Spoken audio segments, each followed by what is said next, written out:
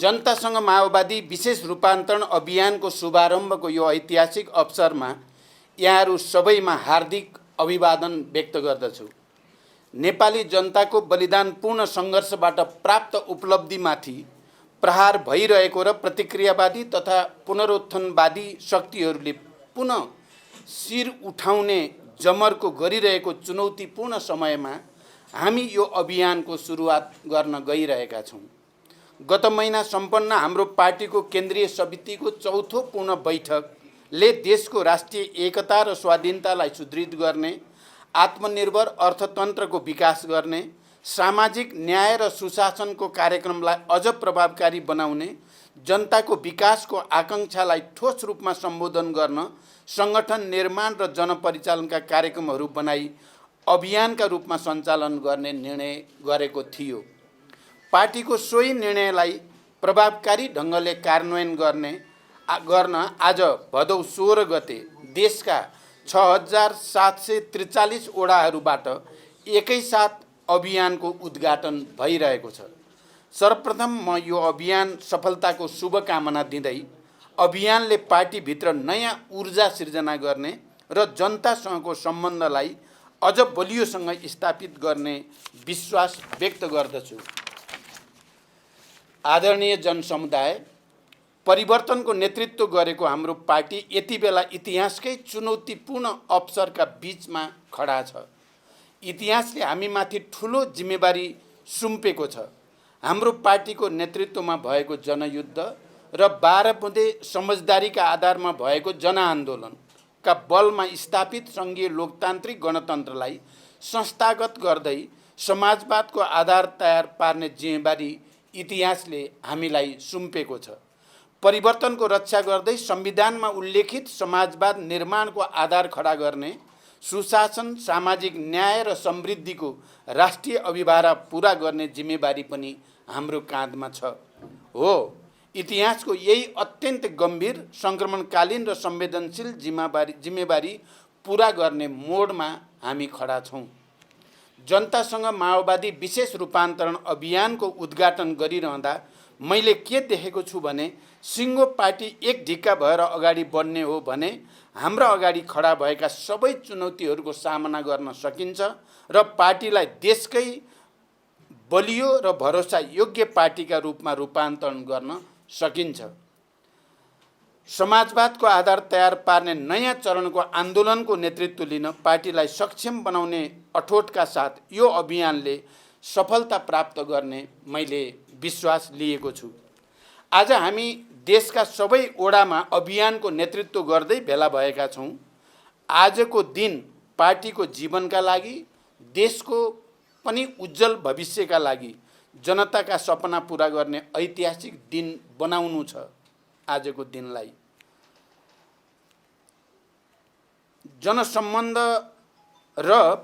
जनसम्बन्ध कमजोर हुँदै जाने परिस्थितिसँगै सृजना भएको सङ्कटलाई चिर्न समेत यो अभियानले नयाँ प्राणको काम गर्ने आशा पनि हामीले लिएका छौँ। त्यसैले यो अभियानले एकातिर आजको युगको नेतृत्व गर्ने विचार निर्माणका लागि आधार तयार पार्नेछ भने अर्कोतर्फ यो नेतृत्वको लागि आवश्यक क्रान्तिकारी र सबल सङ्गठनको निर्माण गर्न मद्दत गर्नेछ। यसका साथै यो अभियानले जनतामाझ पुगेर आजको युग सापेक्ष अग्रगामी सभ्य राजनीतिक संस्कार र चिन्तनको समेत विकास गर्न मद्दत पुग्नेछ।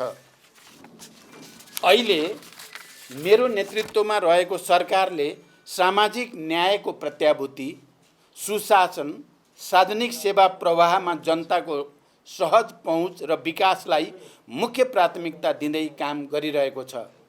सरकारले इतिहासले नै सम्झिने गरी कैयौँ साहसिक र जनपक्षीय कामहरू अगाडि बढाइरहेको छ।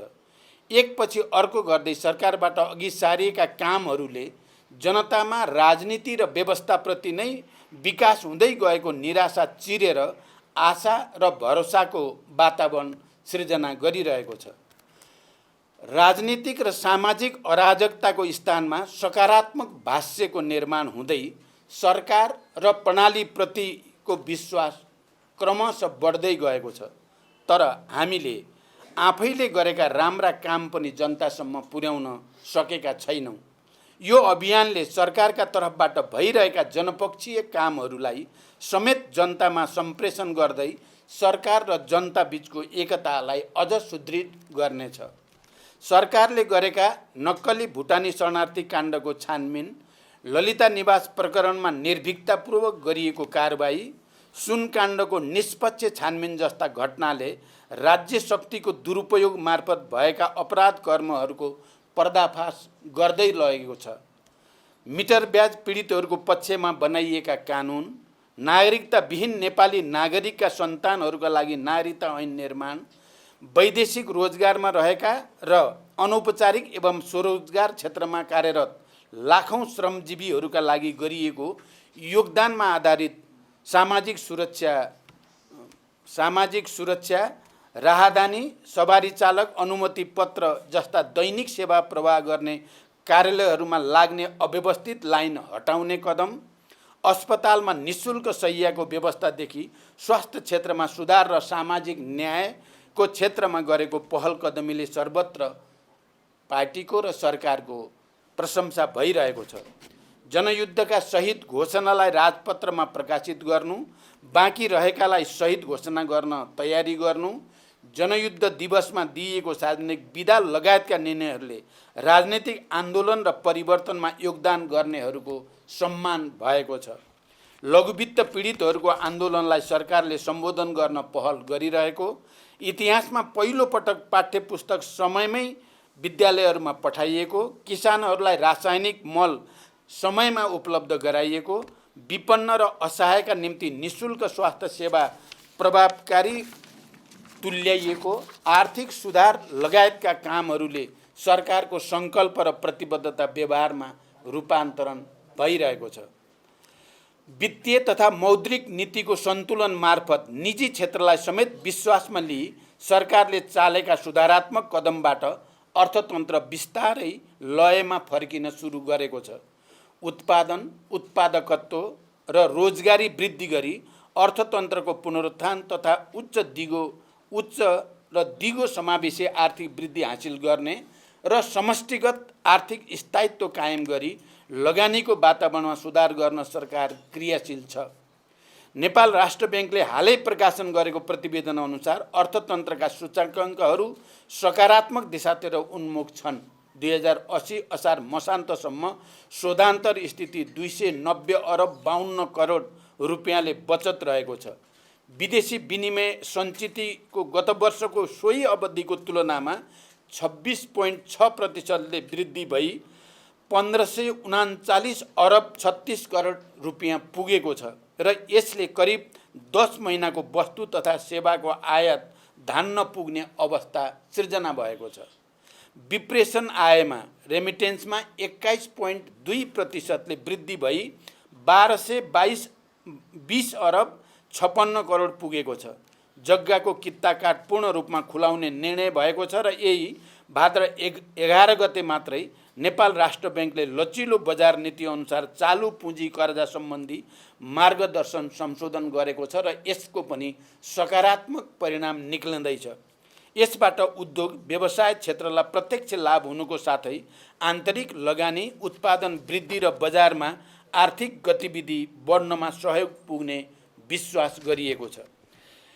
यसैगरी सरकारले चालेका जनमुखी कदमहरूले जनतामा परिवर्तनप्रति असन्तोष बढाएर सङ्घीय लोकतान्त्रिक गणतन्त्रलाई कमजोर पार्ने तथा प्रमुख राजनीतिक दल र नेताहरूलाई बदनाम गरी राष्ट्रलाई नै असफल बनाउने षड्यन्त्रहरूलाई गतिलो जवाफ दिएर जनतामा नयाँ आशा जगाउँदै लगेको छ। जनतामा अब केही हुन्छ भन्ने सकारात्मक सोचको विकास र नयाँ आशाको रक्त सञ्चार भइरहेको छ। यो आजको कामको परिणाम मात्र नभई नेपाली जनताको न्याय र मुक्तिको उद्देश्यमा आधारित महान जनयुद्ध र जनआन्दोलनको क्रममा खाएको मुक्ति या मृत्युको शपथ र नयाँ परिवेशमा हामीबाट गरिएको सङ्कल्पको निरन्तरता हो। दृढ इच्छा शक्तिका साथ अभेद्य सङ्कल्प गरे के हुँदैन र भन्ने मान्यता आज व्यवहारमा पुष्टि हुँदै गएको छ। सुशासन, समृद्धि र सामाजिक न्यायको क्षेत्रमा वर्तमान सरकारले गरेका कामहरूले पार्टीको आन्तरिक जीवनमा देखिएका कतिपय आशंका र अविश्वासहरू पनि मेटिँदै एकतालाई सुदृढ गर्न सहयोग पुर्याएको छ। देशभरिका जनता र कमरेडहरूमा आशा र उत्साह बढ्दै गएको छ। अभियान प्रदेशका बैठकहरू, जिल्लाका बैठकहरू यी सबै विषयहरू जनतामाझ सम्प्रेषण गर्ने र जनताका आशा, अपेक्षा, आलोचना, सुझाव र प्रतिक्रियालाई ग्रहण गर्दै सुशासन र सामाजिक न्यायका पक्षमा सरकारले चालेको अभियानलाई अझ सशक्त बनाइनेछ। कमरेडहरू, यी उपलब्धिका बावजुद परिवर्तनलाई नरुचाउने, इतिहासको रथलाई उल्टो दिशामा लैजान खोज्ने र सरकारको लोकप्रियताबाट अतालिएका कतिपय तत्त्वहरूले सरकार विरुद्ध घेराबन्दी गर्ने, भ्रम छर्ने, यो वा त्यो रूपमा सरकारको कामको प्रशंसा वा चर्चाबाट जनताको ध्यान विमुख गर्ने कसरतहरू भइरहेका छन्। सरकारलाई काम गर्न नदिन विभिन्न कोणबाट भइरहेका यी हरकतहरू गलत त छन् नै, तर यो घेराबन्दीले झनै जिम्मेवार ढङ्गले सबल, सक्षम भएर आन्दोलनमा अविचलित रूपमा अघि बढ्नै पर्ने कार्यभार समेत हाम्रो सामु थपिदिएको अनुभूत हुने गर्दछ। त्यसैले हाम्रो अस्तित्व हामीमा नै निर्भर छ भन्ने कुरा बिर्सनु हुँदैन।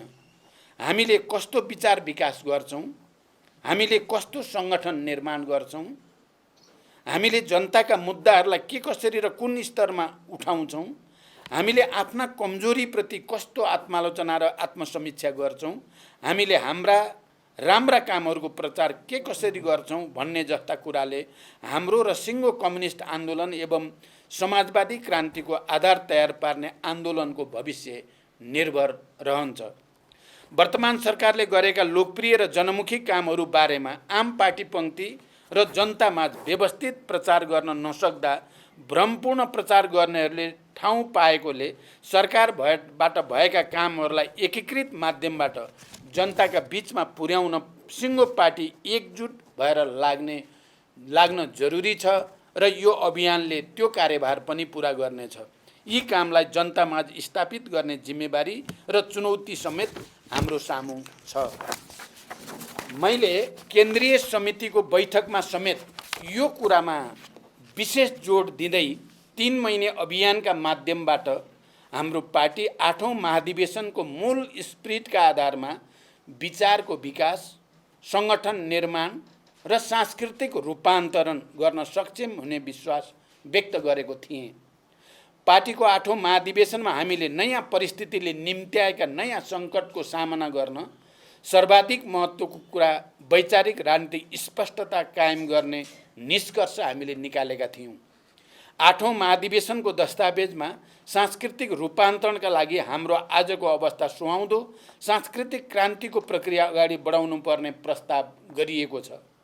यस दृष्टिबाट समाजवादको आधार तयार पार्नका लागि निश्चित योजनासहित सबै नेता तथा कार्यकर्ताहरू जनतासँग जोडिएर उत्पादन कार्यमा सहभागी हुनुको साथै सामूहिक रूपमा विचार, संस्कृति र समाजवाद निर्माणको विषयमा गम्भीर बहस छलफलको प्रक्रियाबाट अगाडि बढ्न पनि त्यत्तिकै जरुरी छ।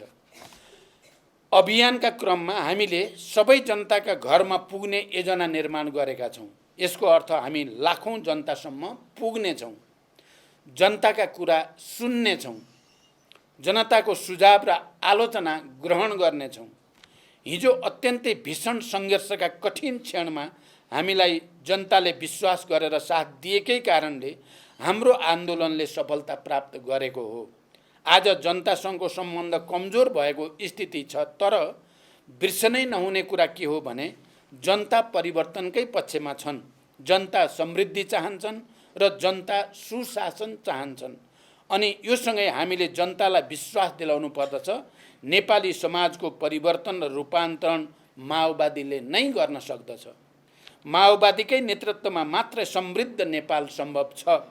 तसर्थ कमरेडहरू, जनतासँग हामीले भन्न सक्नु पर्दछ, हाम्रा गल्ती कमजोरीका लागि हामी आत्मालोचित हुन चाहन्छौँ, हामी सुध्रिन चाहन्छौँ। त्यसका लागि अभियान सहित तपाईहरुको घर दैलोमा छौँ। कमरेड लेनिनले भन्नुभएको छ, यदि तपाईँ इमान्दार हुनुहुन्छ भने आलोचनाबाट डराउन हुन्न, बरु जहाँ जहाँ जनता छन् त्यहाँ त्यहाँ गएर काम गर्नुपर्दछ र आफूलाई रूपान्तरण गर्नुपर्दछ। इमान्दार मानिसले मात्रै साँचो अर्थमा वास्तविक आत्मालोचना गर्न सक्दछ र इतिहासबाट सिक्न सक्दछ। आदरणीय जनसमुदाय एवं कमरेडहरू, हामीले अभियानका क्रममा स्थानीय सन्दर्भमा समेत सुशासन, सार्वजनिक सेवा प्रवाहमा सहज पहुँच र सामाजिक न्यायसहितको विकासमा जोड दिन जरुरी छ। अहिले स्थानीय तहहरू केही स्रोत र साधनबाट सम्पन्न छन्। प्रदेशहरूमा आफ्नै सरकार निर्माण भएका छन्। हाम्रै सङ्घर्षको फलस्वरूप केन्द्रीकृत राज्य सत्ता संहिता कार्यान्वयनको तहमा गएको छ। तर स्थानीय तह र प्रदेशहरूले जनताको अपेक्षा अनुरूप जनताका मुद्दाहरूको सम्बोधन गर्न सकेनन्, सुशासन कायम गर्न सकेनन्, विकास निर्माणका कामहरू अगाडि बढाउन सकेनन् र सामाजिक न्याय कायम गर्न सकेनन् भने यसको बहानामा सङ्घीय लोकतान्त्रिक गणतन्त्रमाथि नै प्रहार गर्ने तत्त्वहरूले टाउको उठाउने खतरा रहन्छ। त्यसैले अभियानकै क्रममा स्थानीय तहमा समेत जनतासँग जोडिएका सुशासन, सामाजिक न्याय र विकासका कामहरूमा पार्टीले विशेष चासो र जोड दिन जरुरी छ। मैले बारम्बार भन्दै आएको छु, अबको हाम्रो लडाईँ स्थायित्वका निम्ति, समृद्धिका निम्ति र विकासका निम्तिको लडाईँ हो। किनकि सर्वत्र हामीले विरासतमा राम्रो चिज मात्रै प्राप्त गरेका छैनौँ। यहाँ व्यथितिको डङ्गुर छ, कुशासनका चाङ छन्, ठुल्ठुला सेटिङहरू छन्। यी व्यथितिहरूलाई सच्याउने, सेटिङहरूलाई भत्काउने र देशलाई साँच्चै नै सुसंस्कृत, सभ्य र समृद्ध बनाउने लडाईँमा हामी छौँ। सरकारको नेतृत्वको नाताले मैले यो चुनौतीपूर्ण अवसरको रूपमा स्वीकार गरेको छु। अब यसलाई गन्तव्यमा पुर्याउन सोही अनुरूपको बलियो र क्रान्तिकारी पार्टी निर्माणको आवश्यकता रहेको मैले केन्द्रीय समिति बैठकमा निकै जोड दिएर उठाएको छु। त्यसैले यो 3 महिने अभियानले सरकारले अघि बढाएको पहल कदमी र पार्टीले अघि सारेको अभियानलाई लक्ष्यमा पुर्याउन ठोस भूमिका खेल्नेछ र यहाँहरू सबै यही स्पिरिट र क्रान्तिकारी भावनाले जनतामाझ जानुहुनेछ भन्ने विश्वास मैले लिएको छु। कमरेडहरू, अहिले अभियानका क्रममा हाम्रो सक्रियता र जनतामाझ हामी पुग्ने अवस्थाले राजनीतिक प्रणालीप्रति जनताको गुम्दै गएको विश्वासलाई समेत फर्काउने र रूपान्तरणका लागि ऊर्जा प्राप्त गर्ने अवस्था सिर्जना हुनेछ। कमरेड लेनिनले नै भने चाहिँ अत्यन्त उन्नत सिद्धान्तको आधारमा चल्ने पार्टीले मात्रै जनताको नेतृत्व गर्न सक्दछ। अहिले नेपाली समाजको नयाँ चरणको क्रान्ति अर्थात् समाजवादी क्रान्तिको नेतृत्व गर्न हाम्रो पार्टी त्यही अग्रदस्ता बन्नुपर्ने अनिवार्यता रहेकोमा म पुनः जोड दिन चाहन्छु। नेपालको राजनीतिक आन्दोलन नयाँ चरणमा प्रवेश गरेको छ। पहिलो सङ्गठित राजनीतिक आन्दोलन 7 साल वरिपरि सम्पन्न भयो। यसले राणा शासन समाप्त गर्यो। दोस्रो महत्त्वपूर्ण आन्दोलन 46 सालको आन्दोलन हो, जसले निरङ्कुश पञ्चायती व्यवस्थालाई समाप्त गर्यो। तेस्रो 10 वर्षे महान जनयुद्ध र 19 दिने ऐतिहासिक जनआन्दोलनको अवधि थियो, जसको बलमा राजतन्त्रको अन्त्य भयो र गणतन्त्रको स्थापना भयो, जसमा मधेस आन्दोलन र अन्य उत्पीडित वर्ग जातिको आन्दोलनको पनि उत्तिकै महत्त्वपूर्ण भूमिका रह्यो। अब नयाँ अर्थात् समाजवादको आधार निर्माणको चरणमा नेतृत्व गर्ने नयाँ राजनीतिक शक्ति आजको आवश्यकता हो। हाम्रो पार्टीले नेपालको वामपन्थी एवं लोकतान्त्रिक आन्दोलनको समग्र पुनर्गठन र एकीकरणको नेतृत्व लिनुपर्नेछ। यसका लागि कम्युनिस्ट आन्दोलनलाई युग, समय, चेतना र नयाँ पुस्ताका सपनाहरूसँग एकाकार गर्न सक्नुपर्दछ। साधारण नेतृत्वले पार्टी बनाउँछ, तर विशेष नेतृत्वले मात्रै आन्दोलन बनाउँछ, इतिहास बनाउँछ र बनाउँछ नयाँ युग। त्यसका लागि हामीले आफ्नै पुनर्गठन, आफ्नै सबलीकरण र रचनात्मक रूपान्तरण गर्न सक्नुपर्दछ। अनि मात्र यो पार्टीले नयाँ वैचारिक राजनीतिक संश्लेषणको आधारमा समग्र वामपन्थीहरूको एकता र सुदृढीकरणको नेतृत्व गर्न सक्दछ, युगको नेतृत्व गर्न सक्दछ। यो अवसरलाई हामी कसैले पनि गुम्न दिन हुँदैन।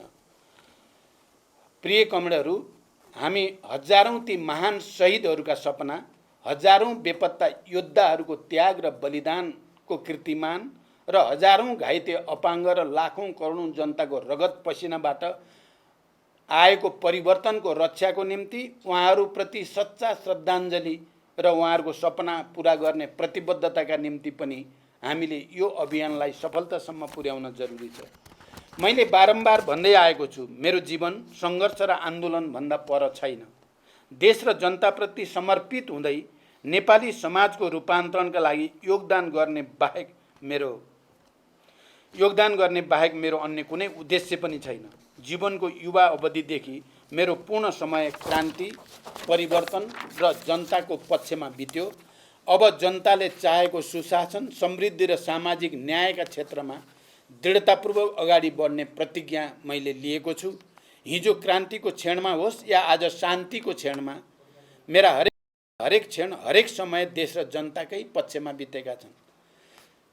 मेरो नेतृत्वले नेपाली समाजमा के कति परिवर्तन ल्यायो या ल्याएन, यसको समीक्षा जनता र इतिहासले गर्ने नै छ।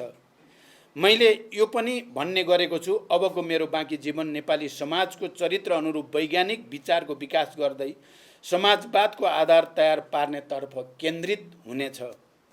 समाजवादी क्रान्तिको तयारी गर्ने हाम्रो सङ्कल्पसँगै हाम्रो काँधमा इतिहासले एउटा ठुलो जिम्मेवारी दिएको छ। त्यसैले यो 3 महिने अभियान इतिहासले सुम्पेको त्यही जिम्मेवारीको ठोस आधार तयार पार्ने समय समेत हो। हामीले अभियान मार्फत कस्तो विचारको विकास गर्छौं, कस्तो पार्टी निर्माण गर्छौं भन्ने कुरामा हाम्रो भविष्य, हाम्रो लाखौं नेता कार्यकर्ताको भविष्य र आम नेपाली जनताको भविष्य पनि निर्भर छ।